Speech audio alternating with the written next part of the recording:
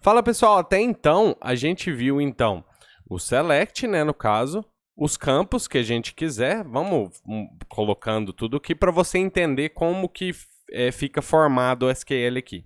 Então vou colocar first name aqui, a gente viu um alias, né, então vou colocar e-mail também, eu vou chamar de o e-mail só para ter esse alias aqui, tá? Esse as a gente sabe que ele é opcional, beleza? Você pode ou não colocar, vou deixar aqui só para a gente entender.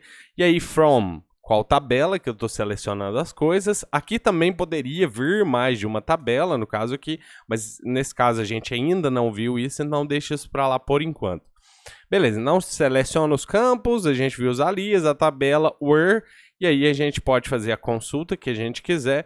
Por exemplo, eu vou tirar essa aqui e vou falar que onde o ID for maior do que 100, que aí eu sei que vou ter muitos IDs aqui, eu poderia falar between também, né, que a gente já viu anteriormente, então ID between, no caso aqui, e aí eu já te falei disso também, você pode ver muitas consultas com letras maiúsculas, inclusive eu vou começar a utilizar com letras maiúsculas, que na maioria dos casos você vai ver a SQL com letras maiúsculas, mas não faz a mínima diferença aqui, tá? Se você escrever maiúsculo ou minúsculo, não faz diferença. Então eu vou colocar aqui between 100 e 150.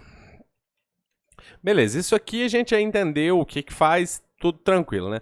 Agora a gente vai ver como ordenar esses valores aqui.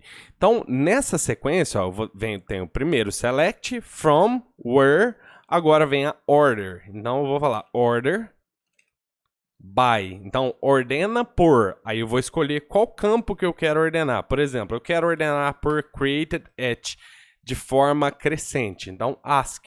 Beleza? Então, executando isso aqui, a gente não selecionou o campo de created at, mas ele funciona, a ordem funciona, beleza? Mesmo, por exemplo, aqui, ó, se eu ordenasse por ID crescente, no caso aqui, ó, ele vai ser crescente, né? 110, 112, 13, 14 e assim por diante até 150.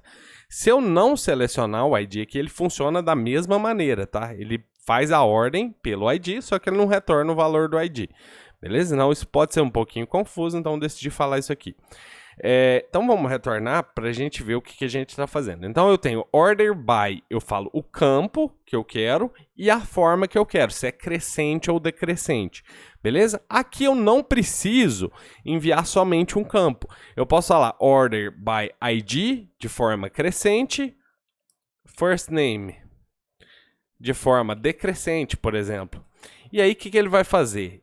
Ele vai fazer essa consulta para mim aqui no caso, fazendo a ordem na ordem que eu estou enviando os parâmetros aqui. Então, primeiro ele vai ordenar o ID, no caso aqui, de forma crescente, depois ele vai ordenar pelo first name, né, na verdade. Na verdade, aqui, ó, se eu mudasse aqui, ó, isso aqui afeta. O primeiro que vem aqui é o principal. Então, por exemplo, nesse caso aqui, ele priorizou o first name, beleza? Quando dá conflito, ele vai priorizar a primeira coisa que você enviar.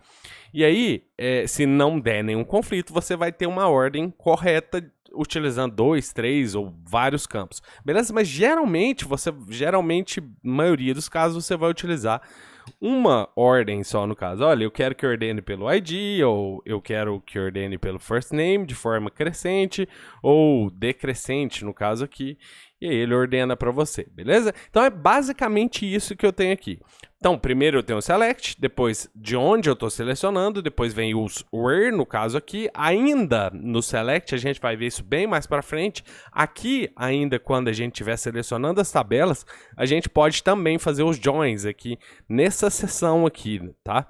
Então, vem o select, from, qual lugar que eu estou selecionando, aí depois disso vem o where, e aí depois vem o order by. Na próxima aula, a gente vai dar uma olhada no limite e no offset, que ainda vem depois da ordem aqui, beleza? Então vou deixar essa aula aqui assim e a gente se vê na próxima. Grande abraço!